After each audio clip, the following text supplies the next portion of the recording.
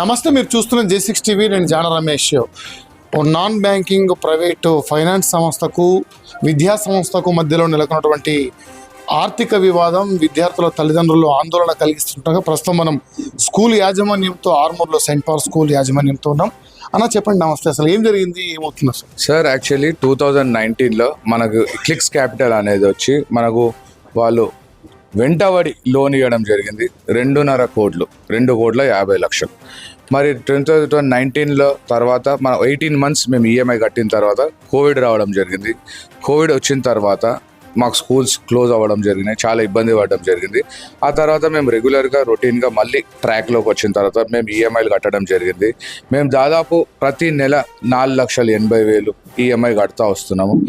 ఒకసారి ఏమైందంటే 2025 డిసెంబర్లో వాళ్ళు ఖచ్చితంగా సార్ మీకు నెక్స్ట్ మంత్ నుంచి 6,80,000 మీరు ఈఎంఐ కట్టాలా అంటే, మరి మేము అడగడం జరిగింది, అరే మాకు ముందు నుంచి అయినా మీరు కొంచెం ప్రిపేర్ చేయాలా, ఇది కట్టడమే మాకు కొంచెం కష్టంగా ఉంది, మాకు టైం కావాలా ఇది అని అడిగితే లేదు మీరు ఖచ్చితంగా కట్టాల్సిందే అంటే, తర్వాత నేను మళ్ళీ వాళ్ళకి 4,80,000 లోన్ కట్టడం ఈఎంఐ కట్టడం జరిగితే వాళ్ళు నాకు ఒక ఆర్డర్ తీసుకొచ్చి ఇచ్చారు. ఏమని, 2022 నుంచి మీరు మాకు అమౌంట్ కట్టట్లేదు, మీది అంతా ప్రాపర్టీ అంతా మేము సీజ్ చేస్తామంటే, నేను ఆర్డర్ తీసుకొని డిఆర్టీ కోర్ట్ హైదరాబాద్కి వెళ్ళడం జరిగింది.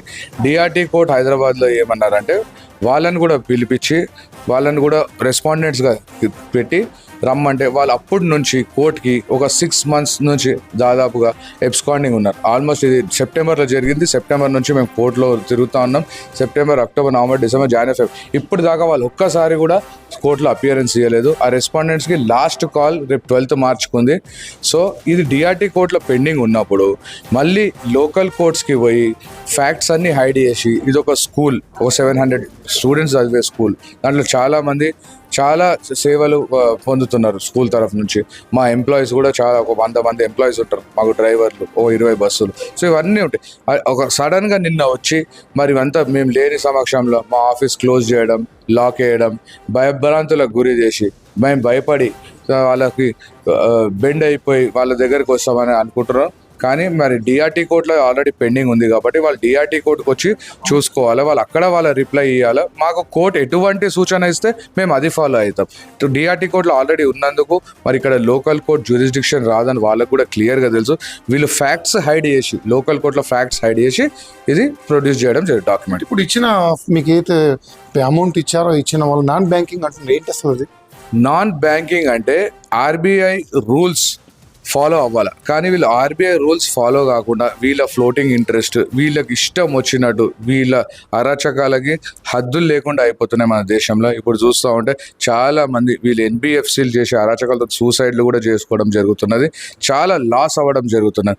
సో బ్యాంక్కి నాన్ బ్యాంకింగ్కి ఏంటంటే, బ్యాంక్ రూల్స్ని అతిక్రమించి ఫాలో కాకుండా చేసేదే ఈ నాన్ బ్యాంకింగ్. దయచేసి ఎవ్వరు కూడా నాన్ బ్యాంకింగ్ ఫైనాన్షియల్ కార్పొరేషన్స్ జోలికి వెళ్ళొద్దు.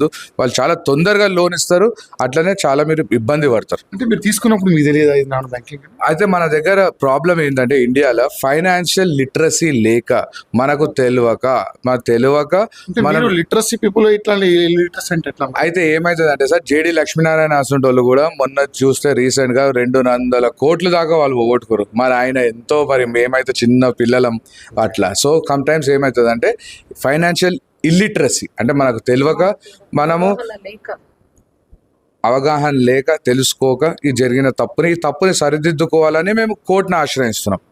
మీరు చెప్పండి మేడం, విద్యార్థుల తల్లిదండ్రులకు ఏం చెప్తారు? ఒక మాట చెప్పండి.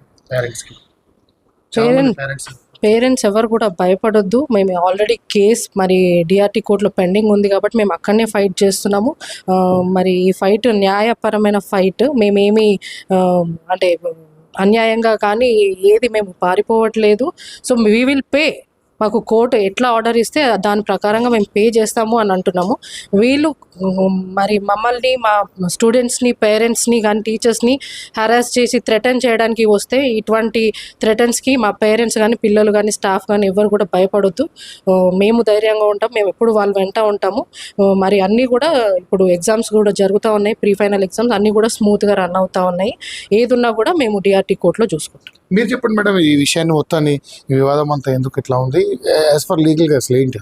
లీగల్గా ఇప్పుడు ఏదైనా బ్యాంక్ ఒక మనిషికి కానీ ఏదైనా గిరివి పెట్టుకొని పైసలు ఇచ్చినప్పుడు దానికి 2 ఆప్షన్స్ ఉంటాయి. ఒకటి ఏందని, వాడు మనీ టైం టు టైం ఇవ్వకపోతే డిఆర్టీ కోర్ట్ అంటే డెట్ రికవరీ ట్రిబ్యునల్ అది ఉన్నదే దానికోసం. దీని పైసలు నాకు ఇస్తలేడు పలానా మనిషి, ఆయన పట్ల ఏమంటారు అది యాక్షన్స్ తీసుకొని నా మనీ నాకు వాపస్ ఇవ్వండి అని చెప్పేసి ఇస్తారు.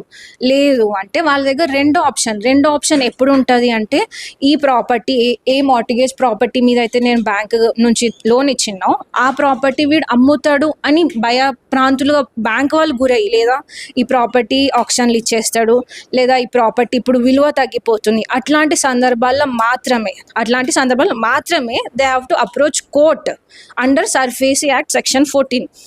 అది సెకండరీ. అది ఎప్పుడు ఈ ఫస్ట్ ఆప్షన్ లేదు, రావట్లేదు, వాళ్ళు పే చేయలేని కండిషన్స్లో ఉన్నప్పుడు they have to go to the court under SARFAESI.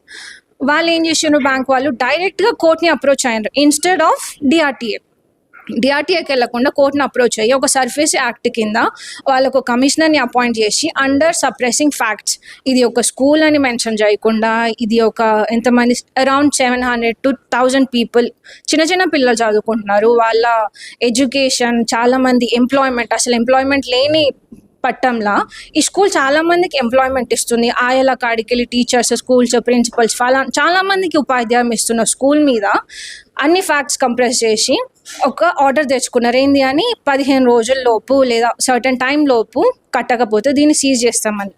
ఆ నోటీస్ కూడా ఈ స్కూల్లో ఉన్న మేనేజ్మెంట్ కానీ స్టాఫ్ కానీ ఎవరికి నోటీస్ ఇవ్వకుండా ఏమంటారు ఇల్లీగల్ వేస్లో ఇక్కడికి వచ్చి వీళ్ళు ఈ స్కూల్ని ఆక్రమించుకోవాలని ట్రై చేసినారు. అది చట్ట ప్రకారం ఇల్లీగల్. అది యాక్చువల్లీ అంటే మీరు ఇప్పుడు దీన్ని ఎట్లా మీరు చట్టపరంగా మీరు డిఆర్టీఏ కోర్టు ఉంది, మాకు డిఆర్టీఏ కోర్ట్ అనేది ఉంది.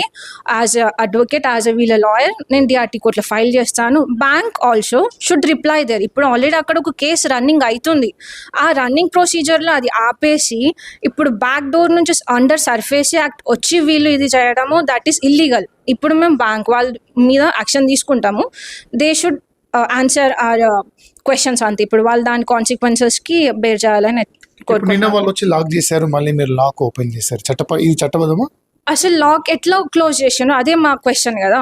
అసలు అండర్ వాట్ అథారిటీ మీరు మాకు ప్రయర్ నోటీస్ ఇచ్చారా, లేకపోతే మేము నోటీస్ తీసుకున్నట్టు మీ దగ్గర ఏమన్నా ఉందా? జస్ట్ సడన్గా వచ్చి మాకేం ఇన్ఫర్మేషన్, ఇప్పుడు ఒక ప్రొసీజర్ ఉంటుంది సర్ఫేస్ యాక్ట్ కింద వచ్చి ఏమని, ఫస్ట్ ఎవరెవరైతే పార్టీస్ ఉన్నారో వాళ్ళకి నోటీస్ ఇవ్వాలి, వాళ్ళ సమక్షంలో మాత్రమే, వాళ్ళు లేని సమక్షంలో అని లేదు, వాళ్ళ సమక్షంలో మాత్రమే ఏదైతే ప్రాపర్టీ ఉందో దాన్ని సీజ్ చేయాలి. పంచనామాస్ కింద కూడా వాళ్ళనే తీసుకోవాలి. ఇలాంటివి ఏవి జరగకుండా జస్ట్ అథారిటీస్, వీళ్ళు స్కూల్ అథారిటీస్ లేనప్పుడు, మేనేజ్మెంట్ ఎవ్వరు లేనప్పుడు, జస్ట్ అరౌండ్ 5 o'clock ఎప్పుడు వచ్చిన వాళ్ళు 12:30 ఆ టైంలో ఎవరు సరిగ్గా లేరు. పిల్లలు స్కూల్ క్లాస్ రూమ్స్లో ఉన్నారు, ఆయాలు మాత్రం వాళ్ళ పని ఎగ్జామ్ రాస్తున్నారు, ఎగ్జామ్స్ ఆల్సో గోయింగ్ ఆన్.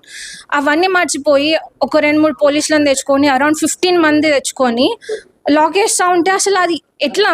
మాకు ఫోన్ చేయాలి, వాళ్ళు చేసి మేము వస్తున్నాము, మీరు కట్టట్లేదు. బ్యాంక్ వాళ్ళు రావాలి ఫస్ట్. బ్యాంక్ వాళ్ళు రాకుండా ఎవరో ఫలానా దింకా వచ్చి మేము బ్యాంక్ వాళ్ళ మేము అడ్వకేట్స్ అంటే అసలు వాళ్ళకి అథారైజ్డ్ పర్సన్సే కాదు, అందరూ వచ్చిన వాళ్ళు కూడా లాయర్లే అని చెప్పేసి అంటున్నారు. లాయర్లే, కానీ మాకు నోటీస్ ఏది అని నేను అడుగుతున్నాము. ఇప్పుడు సినిమాలో చూపిస్తారు కదా, రాగానే ఇది ఒకటి చూపిస్తారు నోటీస్, అట్లాంటిదన్నా చూపించాలి కదా. చూపించకుండా వచ్చి డైరెక్ట్గా మేము లాక్ వేస్తున్నామంటే ఇది చాలా ఇల్లీగల్ అసలు. రైట్, మొత్తానికైతే ఇల్లీగల్గా చట్టబద్ధం కాని విధానంలో తమ స్కూల్పై చర్యలు తీసుకుంటున్న వారి మీద వారు తమ చట్టాన్ని ఆశ్రయించి కోర్టు ద్వారా న్యాయం పొందుతామని, విద్యార్థుల తల్లిదండ్రులు ఎట్లాంటి ఆందోళన చెందవద్దని సెయింట్ పాల్ స్కూల్స్ యాజమాన్యం కూడా తెలియజేస్తుంది. ఇది ఇక్కడ తాజా పరిస్థితి చూస్తున్నాండి. మీ J6 TV వార్త కాదు, నిజం తాగదు.